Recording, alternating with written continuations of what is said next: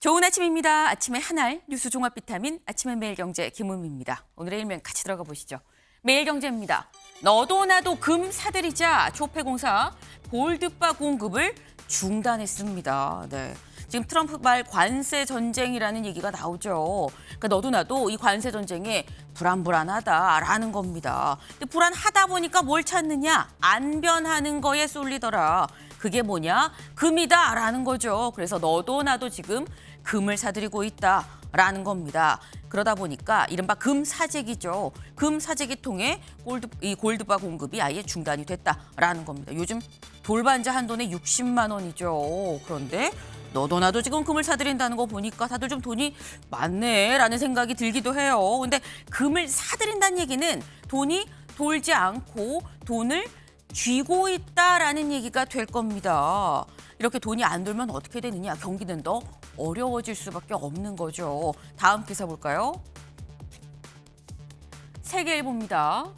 KDI 올 성장률 전망 1.6%로 뚝. 네. 불과 석 달 전엔 2%라고 얘기를 했는데 이번엔 1.6%라고 얘기를 한다라는 거죠.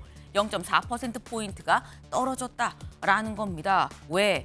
정치 불안, 미국의 지금 이 트럼프발 관세 전쟁 등등의 영향이 있어서 불확실성이 계속되고 있다. 이게 장기화되면 더 내려가지 않겠느냐라는 거예요. 네.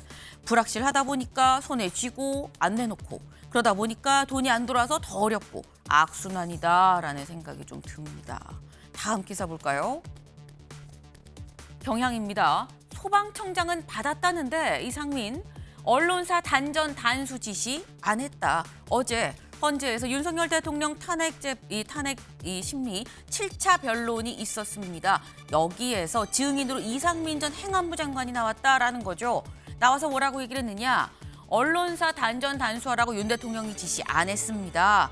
라고 얘기를 했다라는 거예요. 근데 앞서서 국회에 나왔던 소방청장은 그런 지시 받았다라는 취지로 얘기를 했는데 안 했습니다. 얘기가 지금 엇갈리는 거죠, 진술이. 진실은 대체 뭐냐? 이 얘기를 잠시 뒤에 대담으로도 좀 짚어보겠습니다. 다음 기사 볼까요? 한겨레입니다. 어떤 아이든 상관없이 같이 죽으려 했다. 학교가 공포다라는 얘기가 나옵니다. 네, 어제 저희가 전해드렸죠. 대전의 한 초등학교에서 교사가 아이를 살해한 사건이 있었다라는 말씀을 드렸습니다.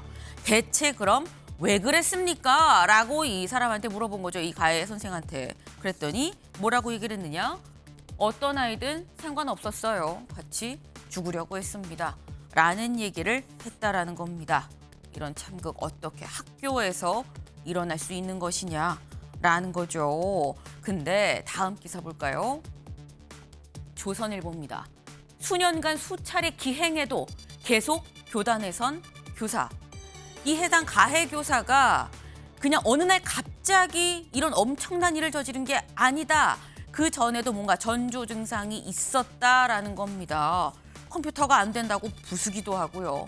아무 이유 없이 옆에 있는 동료 뭐 때리거나 폭행하기도 하고 이런 일이 있었다라는 거죠. 네, 이런 전조가 있었는데 왜 계속 교단에 설 수 있었던 거냐라는 얘기가 나옵니다. 하물며 사건이 일어난 당일 직전에 요 조치 하나만 있었더라도 라는 얘기가 나옵니다. 뭐냐? 다음 기사 볼까요? 국민일보입니다. 즉각 분리만 했어도 참극은 막을 수 있었다라는 거죠. 즉각 분리 무슨 얘기냐? 사건이 있었던 지난 10일 그제죠.